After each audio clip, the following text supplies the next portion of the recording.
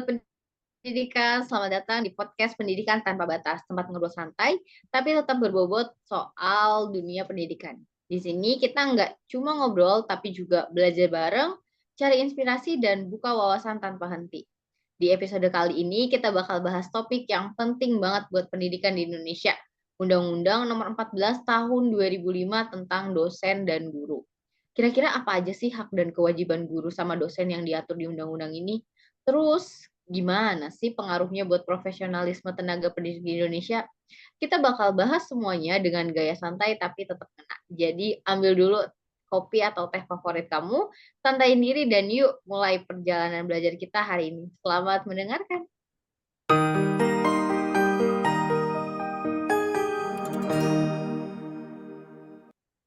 Hai teman-teman, bareng aku Anami Fatihah. Di sini udah ada dua narasumber yang luar biasa yang bakal bikin obrolan kita seru banget. Pertama ada Mbak Syafira. Apa kabar Mbak Syafira? Halo, kabar baik Mbak Nami. Terima kasih atas undangannya. Senang sekali bisa ngobrol-ngobrol bareng di sini. Semoga obrolan kita bisa bermanfaat untuk kita semua. Pastinya dong Mbak. Dan narasumber kedua kita ada Mas Vincent. Mas Vincent gimana kabarnya? Halo semuanya, kabar saya baik. Terima kasih, sungguh suatu kehormatan bisa berbagi pandangan di sini. Luar biasa banget. Sebelum kita masuk ke pembahasan, aku ingin nyampe ini bahwa setiap diskusi seperti ini selalu membuka mata kita tentang pentingnya kolaborasi antara berbagai pihak. Jadi mari kita cermati dan refleksikan bersama. Nah, langsung aja kita mulai ke pembahasannya.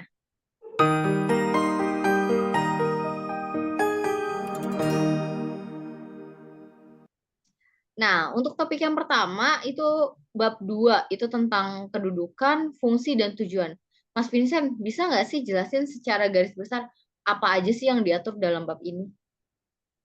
Tentu bab 2 mencakup pasal 2 hingga pasal 6. Bab ini menegaskan bahwa guru memiliki kedudukan sebagai tenaga profesional yang berarti mereka memiliki tugas utama untuk mendidik, mengajar, membimbing, melatih, menilai, dan mengevaluasi peserta didik. Pengakuan sebagai tenaga profesional ini dibuktikan melalui sertifikat guru. Bab ini juga menegaskan bahwa fungsi utama guru adalah meningkatkan mutu pendidikan nasional dengan tujuan akhir mewujudkan manusia Indonesia yang beriman, bertakwa, dan berakhlak mulia menanami. Wah, menarik sekali ya, Mas Vincent. Kedudukan guru sebagai tenaga profesional sangat strategis, terutama dalam meningkatkan kualitas pendidikan. Ngomong-ngomong tentang inspirasi, Mbak Syafira, gimana sih pandangannya tentang peran guru sebagai agen pembelajaran sesuai amanat pasal-pasal tersebut? Oke, menurut saya ini tuh sangat krusial ya, karena seorang guru bukan hanya mentransfer ilmu, tetapi juga harus membangun karakteristik peserta didik gitu. Saya suka bagaimana undang-undang ini mengatur kedudukan guru yang strategis gitu. Tapi kita harus ingat juga bahwa untuk menjadi agen pembelajaran yang efektif, seorang guru harus didukung dengan fasilitas, pelatihan, dan lingkungan kerja yang kondusif. Nah, benar banget tuh Mbak Syafira. Jadi, bukan hanya tanggung jawab guru, tapi juga sistem pendidikan secara keseluruhan ya. Hal ini mengingatkan kita bahwa pendidikan bukanlah tugas yang berdiri sendiri, melainkan bagian dari ekosistem yang mendukung. Oke, kita lanjut ke bab 3 itu tentang prinsip profesionalisme.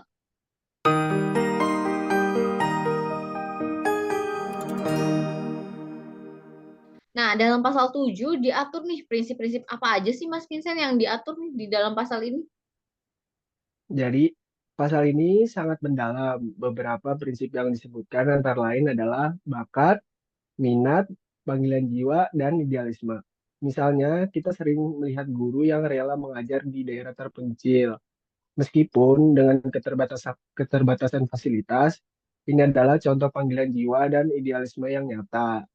Selain itu, ada komitmen untuk meningkatkan mutu pendidikan, serta pengembangan profesional berkelanjutan. Ini artinya seorang guru atau dosen tidak hanya berhenti belajar setelah lulus dari pendidikan formalnya.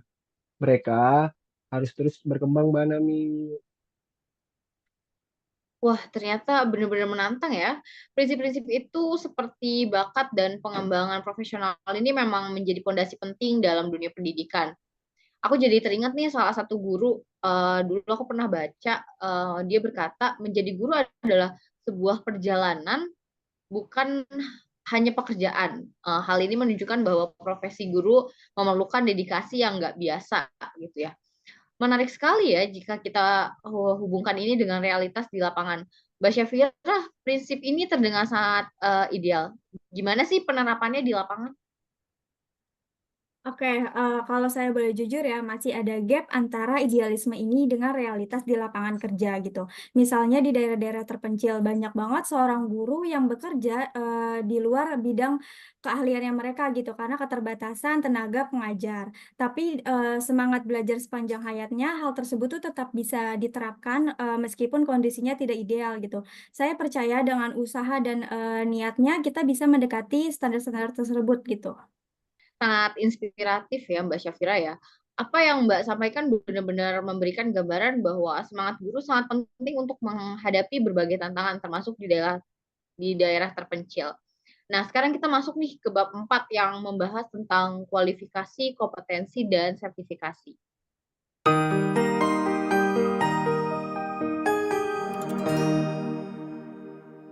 Ini bagian yang sangat teknis tapi penting nih Mas Vincent. Bisa jelaskan nggak apa yang diatur dalam pasal 8 hingga pasal 23?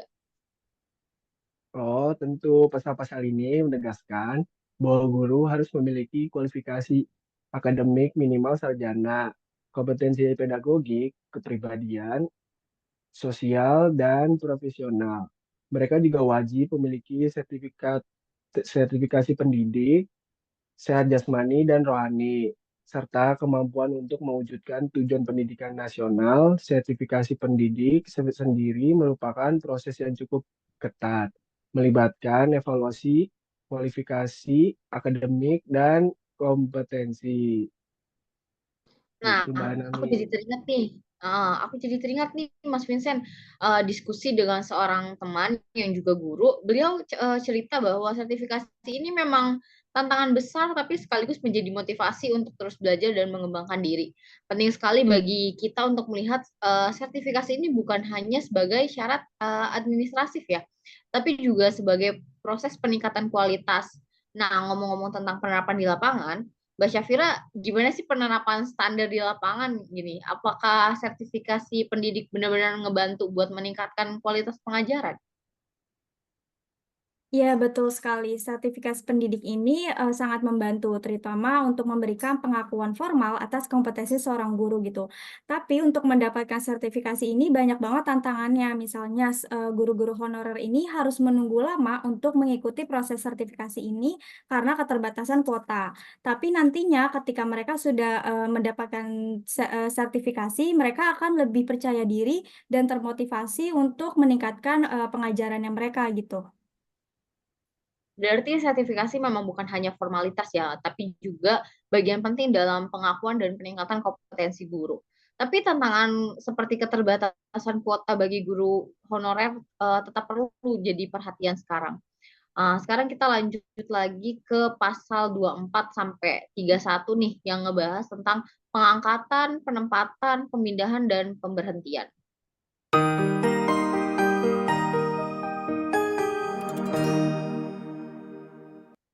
Mas Vincent, apa sih hal yang menarik atau perlu kita soroti nih dari pasal-pasal yang tadi dari pasal 24 hingga 31 ini? Ya, pengangkatan dan penempatan guru diatur agar prosesnya objektif dan transparan.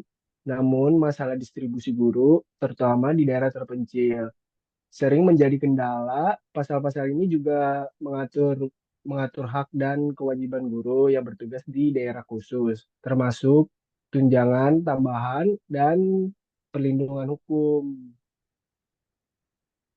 Benar tuh, Mas Vincent. Apa masalah distribusi guru tuh emang masih jadi tantangan besar ya, terutama dalam upaya pemerataan kualitas pendidikan di seluruh daerah. Oke, kita masih di bab 4 membahas pembinaan, penghargaan, perlindungan dan kode etik nih, pasal 32 sampai 44.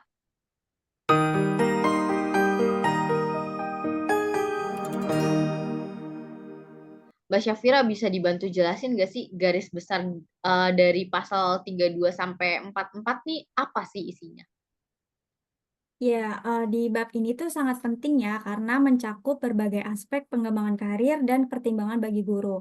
Misalnya nih di pasal 32 hingga 35 menyoroti pembinaan profesi melalui pelatihan dan promosi gitu kan.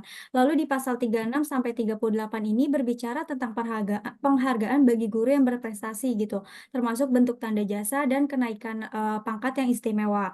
Lalu ada di pasal 39 hingga 41 yang menjelaskan perlindungan hukum dan keselamatan kerja bagi seorang guru. Jadi seorang guru bisa menjalankan tugas tanpa rasa khawatir gitu. Bagaimana dengan organisasi profesi dan kode etik? Mungkin Mas Vincent bisa bantu menambahkan? Dalam pasal 41 hingga 44 disebutkan bahwa guru wajib menjadi anggota organisasi profesi yang bertujuan untuk memajukan karir dan kompetensi mereka. Organisasi ini juga bertugas menetapkan kode etik, memberikan bantuan hukum, dan melindungi profesi guru. Kode etik ini sendiri penting untuk menjaga kehormatan profesi dan mengatur perilaku guru dalam menjalankan tugasnya, Mbak Nani. Sangat informatif ya. Sebelum kita lanjut ke bab 6 nih, aku mau menekankan bahwa sanksi dalam regulasi ini sangat penting ya. Aku keingat juga nih sama diskusi dengan seorang kolega yang mengatakan bahwa sanksi bukan hanya soal hukuman, tapi juga sebagai alat pembelajaran gitu ya. Nah, bagaimana penerapannya di dunia pendidikan? Kita beralih ke bab 6 yang membahas sanksi.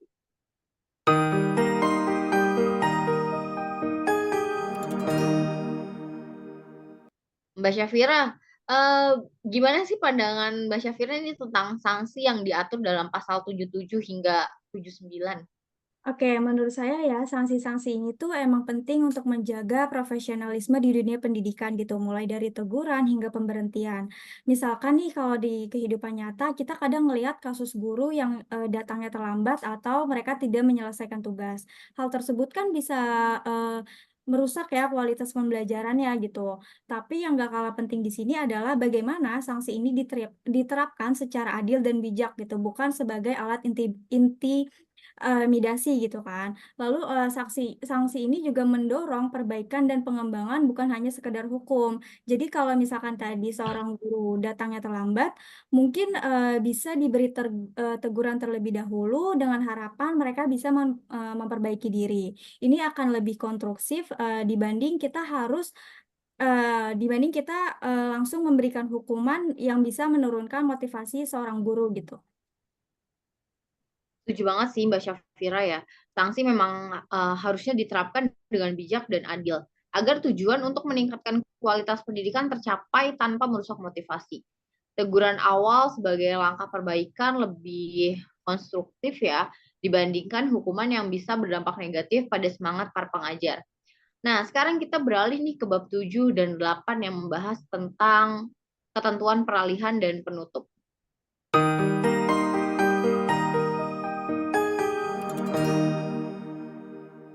Mas Vincent bisa dibantu jelaskan nggak esensi utamanya apa sih dari bab 7 dan 8? Baik, bab 7 memastikan bahwa transisi penerapan undang-undang ini berjalan lancar. Contohnya, guru-guru yang belum memiliki sertifikasi tetap mendapatkan tunjangan dalam masa transisi. Sedangkan bab 8 memastikan bahwa pelaksanaan sertifikasi dimulai paling lama 12 bulan setelah undang-undang ini diterapkan, sehingga tidak ada guru yang tertinggal dalam proses ini. Ini sangat penting agar semua guru meski di daerah terpencil tetap mendapatkan kesempatan yang sama untuk memperoleh sertifikasi dan pengakuan atas kompetensinya, Mbak Nami. Tentunya ini juga akan berdampak positif terhadap kualitas pendidikan yang lebih merata di seluruh Indonesia. Begitu, Mbak Nami. Iya, saya sedikit menambahkan ya, saya setuju dengan apa yang disampaikan Mas Vincent gitu. Ketentuan dalam bab 7 dan 8 memang sangat strategis untuk memastikan tidak ada guru yang dirugikan dalam masa transisi ini, terutama bagi guru di daerah terpencil ya. Fleksibilitas dalam masa transisi ini sangat membantu mereka untuk tetap mendapatkan tunjangan sembari mereka mempersiapkan diri untuk sertifikasi gitu. Selain itu, dengan adanya batas waktu pelaksanaan sertifikasi seperti apa yang sudah dijelaskan di bab 8, saya rasa ini memberikan kejelasan sekaligus dorongan bagi semua pihak, baik pemerintah maupun guru, untuk bergerak cepat dalam meningkatkan kualitas pendidikan gitu. Tantangannya adalah memastikan semua pihak, termasuk guru honorer, mendapatkan akses yang setara selama proses ini. Seperti itu, Mbak Anami. Wah, penjelasan Mas Vincent dan Mbak Syafira tadi benar-benar memberikan perspektif yang komprehensif. Ketentuan di bab 7 dan 8 ini memang menunjukkan bahwa pemerintah tidak hanya mengatur, tapi juga memikirkan dampak implementasinya, terutama bagi guru di daerah terpencil dan honorer. Oke, sebelum kita tutup acara ini, aku mau buka kesempatan buat dua orang yang telah membantu di acara podcast kita hari ini untuk bertanya. Mungkin ada yang bisa memberikan pertanyaan atau tanggapan? Terima kasih Mbak Nami. Saya ingin bertanya pada Mas Vincent. Tadi Mas Vincent sempat menyebut tentang perlunya pengawasan terhadap implementasi undang-undang ini. Menurut Mas Vincent, bagaimana peran masyarakat dalam memastikan bahwa kebijakan ini ditetapkan dengan adil di seluruh wilayah, terutama di daerah-daerah yang lebih terpencil? Terima kasih. Terima kasih atas pertanyaannya. Jadi, peran masyarakat memang sangat penting dalam mengawasi pelaksanaan undang-undang ini.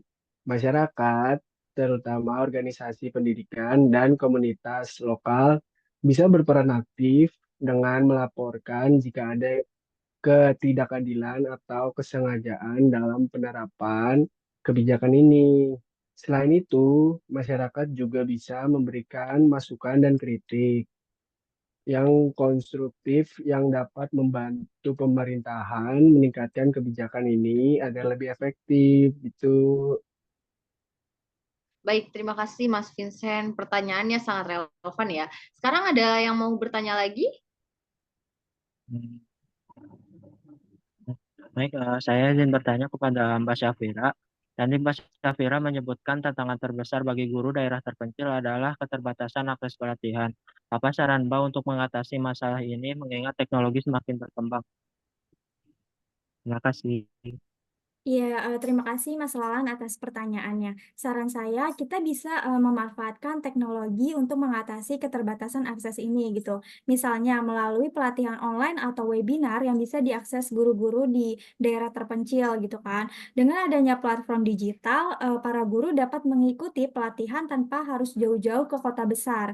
Tentunya pemerintah juga harus mendukung dengan menyediakan akses internet yang lebih baik dan pelatihan berbasis teknologi yang sesuai dengan kebutuhan mereka. Baik, terima kasih banyak Mbak Syafira untuk jawabannya. Tentu ya, teknologi bisa menjadi solusi yang sangat besar. Nah, sebelum kita tutup acara ini, aku mau minta pesan dari masing-masing narasumber nih, dari Mbak Syafira. Apa pesan-pesannya untuk guru di Indonesia? Pesan saya untuk para guru dan dosen adalah tetap semangat dan terus beradaptasi dengan perubahan zaman. Meskipun tantangannya banyak, profesi guru dan dosen adalah pekerjaan yang sangat mulia.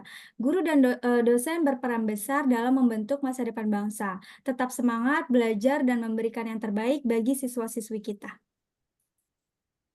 Luar biasa banget ya Mbak Syafira ya. Kalau untuk Mas Vincent nih, gimana nih menurut Mas Vincent pesan-pesannya? Ya, saya ingin mengingatkan aja bahwa hukum adalah alat untuk mewujudkan keadilan. Mari kita kawal implementasi undang-undang ini agar benar-benar bermanfaat bagi dunia pendidikan. Itu aja sih Mbak Nami. Oke, terima kasih banget buat Mbak Syafira dan Mas Vincent nih atas insight-nya yang luar biasa banget hari ini. Obrolan kita benar-benar bikin banyak hal jadi lebih jelas dan seru. Buat kalian yang udah dengerin, makasih banget ya udah nemenin kita sampai akhir. Jangan lupa kasih komentar atau pertanyaan. Siapa tahu bisa jadi bahan obrolan kita di episode berikutnya. Nggak lupa juga terima kasih buat tim di balik layar. Ada Mas Lalan dan Mas Aldi yang udah bikin semuanya lancar. Tanpa kalian, podcast kita nggak akan seseru ini. Sampai jumpa di episode berikutnya dari podcast Pendidikan Tanpa Batas. Tetap semangat!